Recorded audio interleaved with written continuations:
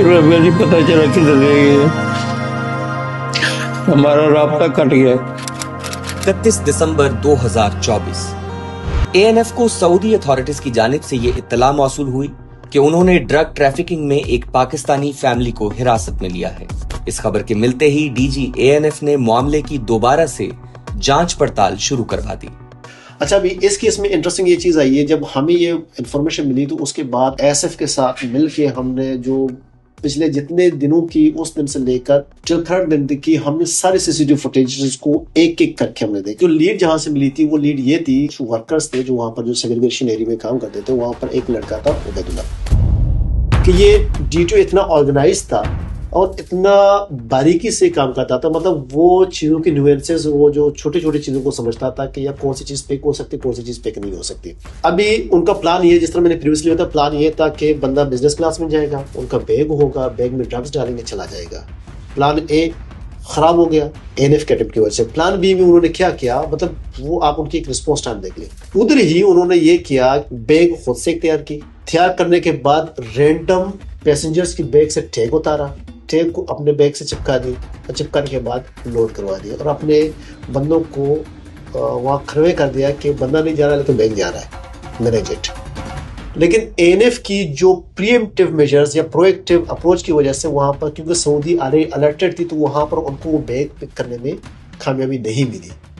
तो वही बैग 2 दिन अनअटेंडेड के बाद फिर सऊदी हुक्काम के हाथ लगे, तो उन्होंने उसको चेक किया तो उसमें से मेथाम्फेटामाइन या आइस निकल आई थी। 30 को हमें इन्फॉर्म ही नहीं है। 3 तारीख तक तकरीबन वो जो अब्दुल्ला था वो भी फिर दोबारा अटेम्प्ट करने की कोशिश था। यहाँ पर जो लाहौर में जो एक मैन हैंडलर था वकास, जिसकी तरफ से ड्रग आया था, जो एसओएस या सोर्स ऑफ सप्लाई था, वो भी अरेस्ट हो गया। उसके साथ जिनका काम सिर्फ यही था कि ड्रग्स को प्लेस करके आगे भिजवाना, वो भी अरेस्ट हो गए थे। इसके साथ जिन्होंने ड्रग्स को अंदर रखवाना था किसी तरीके से, तो वो सारे जो 9 मेंबर्स थे वो उसी बीच में अरेस्ट हो गए थे, विद सबूत, with proof and with logic. Pakistan की एक आम फैमिली जो महज उम्रे की गर्ज से सऊदीया गई और ड्रग ट्रैफिकिंग में जेरे हिरासत है। इस वाकया पर वजीर आजम इस्लामी जमहूरिया Pakistan, ministry of narcotics control और फॉरेन अफेयर ने भी अज खुद नोटिस ले लिया।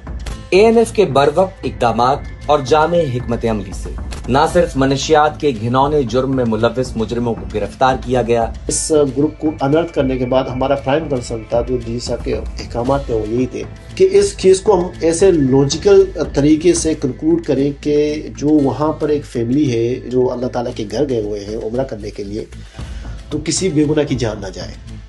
तो डी साहब की एफर्ट्स थी, वो उन्हीं चीज़ों को हमने देखते हुए हर चीज़ को सीक्वेंस में वो प्रूफ सारा कुछ हमने फिर थ्रू प्रॉपर चैनल जाके सऊदी हुक्काम को किया था कि जो फैमिली है उनको इनके बारे में नहीं पता, और ये लोग हैं जो एक्चुअल कल्प्रेट्स हैं, जिन्होंने इनकी जो आइडेंटिटी को, उनके टैग्स को मिसयूज करते हुए एक सिमुलेशन की अटेम्प्ट की थी, जिनको हमने ऑलरेडी बुक कर चुके हैं एज पर द लॉ।